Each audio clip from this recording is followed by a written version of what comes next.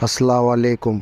जब हज़रत यूसुफ़ अलैहिस्सलाम जेल में पहुँचे तो मुर्दा कैदियों की जान में जान आ गई। जंजीरों और हथकड़ियों के होते हुए भी सारे खुशी से नाचने लगे।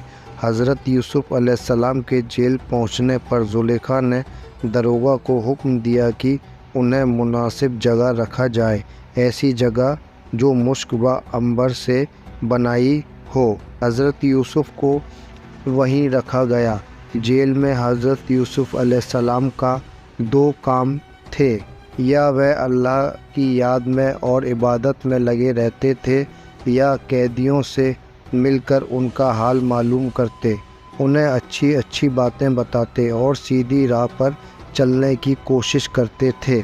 हज़रत यूसुफ़ को अल्लाह ताला ने सपनों का फल समझने का इल्म दे रखा था। जेल में उनका ये भी एक काम था कि कैदी अगर कोई सपना देखते तो वह उसका फल बताते और उस फल से निपटने के उपाय भी बताते।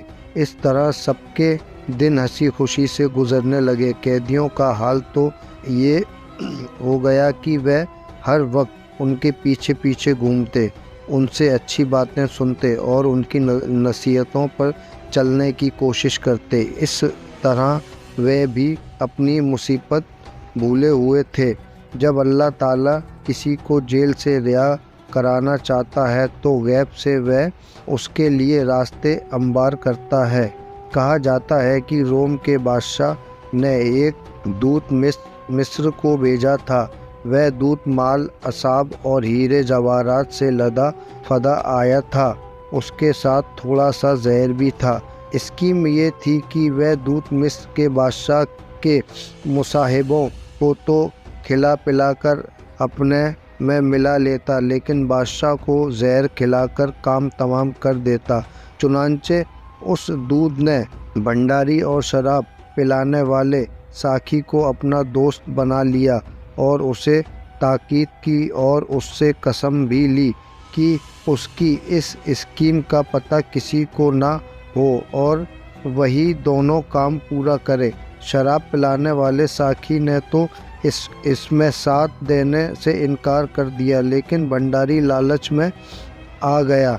ये खबर बादशाह को हो गई, लेकिन इन दोनों में किसी पर उंगली उठा कर ये नहीं कहा जा सकता था कि मुजरिम ये है, इसलिए बादशाह ने दोनों को जेल भेज दिया। ये दोनों जब जेल पहुँचे और यूसुफ़ अलैहिस्सलाम की संगत मिली तो ज़ुलेखा की तरह ये भी बादशाह की मुसाहिबी को भूल गए। इन दोनों ने सोचा कि यूसुफ़ हर कैदी को खुशखबरी देता है और हर एक के सपने का फल बताता है। आओ हम भी इसके पास चलें और अपने अपने सपनों का फल मालूम करें, शायद कोई अच्छा फल मालूम हो।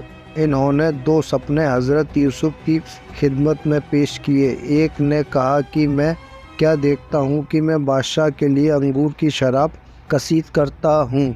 दूसरे ने कहा कि मेरे सर पर रोटियों की टोकरी है, उसमें से कौवे पंजे मार मार कर खाते हैं। फिर इन दोनों ने अपने सपनों का फल जानना चाहा और कहा कि हम तुम्हें भला आदमी समझते हैं। हज़रत यूसुफ़ ने पहले तो नसीहत की, फिर फरमाया, ए कैदी दोस्तों, तुम्हारे सपनों का फल ये है कि 3 दिन के बाद शराब पिलाने वाला कैद से छुटकारा पाकर अपने ऊंचे दर्जे को पा लेगा और भंडारी 3 दिन के बाद यहाँ से निकलकर सूली पर चढ़ा दिया जाएगा। ये यहाँ तक कि उसकी मुर्दा लाश से परिंदे चिड़िया बोटियाँ नोच नोच कर खाएंगी।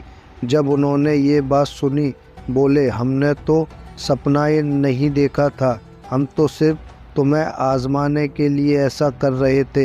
हज़रत यूसुफ़ ने जवाब दिया कि वह काम हो चुका है जिसके बारे में तुम जानना चाहते थे। अल्लाह का हुक्म बार बार बदला बिगड़ा नहीं करता। उस साखी ने कहा कि जब तू अपने दर्जे पर बहाल हो और बादशाह के करीब हो जाए तो किसी मुनासिब वक्त में बादशाह से कहना कि कई साल से एक मजलूम इब्रानी ग़ुलाम कैद खाने में पड़ा है और दुनिया के फ़ायदे और लज्जतों से महरूम और मायूस पड़ा है। اس کے بارے میں کچھ کیجیے۔ ساقی نے حضرت یوسف کی بات مان لی۔ 3 دن کے بعد ایک قیدی تو اپنی مراد کو پہنچ گیا اور دوسرے کو سولی پر لٹکا دیا گیا۔ پھر شیطان نے ساقی کے ذہن سے یوسف کی یاد کو بھلا دیا، لیکن اللہ کو حضرت یوسف سے غیر کی مدد کا مانگنا پسند نہیں آیا، اور حضرت جبریل کے ہاتھ پیغام بھیجا کہ اے یوسف، تم کو مجھ سے شرم نہ آئی کہ تم نے مخلوق سے پناہ چاہی؟ قسم مجھ کو اپنی عزت اور جلال کی، تمہیں میں اور کچھ سال تک قید میں رکھوں گا۔ مطلب یہ ہے کہ جب اس تکلیف کی مدت پوری ہو گئی اور مصیبت کے دن ختم ہونے کو آئے تو مصر کے بادشاہ ریحان بن ولید نے سپنے میں دیکھا کہ 7 موٹی گائیں نیل ندی سے باہر نکلیں۔ اس کے پیچھے 7 دبلی گائیں پیدا ہوئیں اور ان موٹی گایوں کو نگل گئیں۔ ان کی دبلی گایوں کے پیٹ ان کے کھانے سے موٹے ہو گئے، لیکن وہ دبلی ہی رہیں۔ پھر اس نے 7 ہری بلیاں دانے دار دیکھیں کہ 7 سوکھی بلیاں ان کو لپٹ گئیں، یہاں تک کہ ہری بلیاں نے ہریالی کا اثر کھو دیا۔ بادشاہ جاگا تو وہ سوچنے لگا یہ کیسا سپنا دیکھا۔ تمام جادوگروں اور کہینوں کو بلا کر اس سپنے کا پھل معلوم کیا۔ سبھی نے کہا یہ تو پریشان خواب ہے اور ہم ایسے الجھنے سپنوں کا پھل نہیں بتا سکتے۔ جب یہ باتیں ہو رہی تھیں تو ساقی بھی سن رہا تھا۔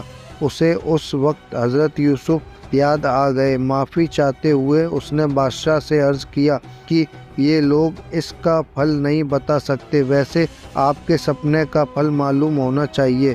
پھر اس نے اپنا اور اپنے ساتھی کا قصہ بیان کیا اور بتایا کہ کس طرح حضرت یوسف نے ان کا پھل بتایا اور وہ صحیح ثابت ہوا۔ پھر بادشاہ نے حضرت یوسف کے بارے میں جانکاری جاننی چاہی تو ساقی نے کہا ان کی کہانی تو لمبی ہے، میں زیادہ نہیں جانتا، مگر اتنا جانتا ہوں کہ وہ آدمی شریف ہے۔ ہوا یہ کہ عزیز نے اپنی عورت کے کہنے پر اس کو جیل میں بھیج دیا۔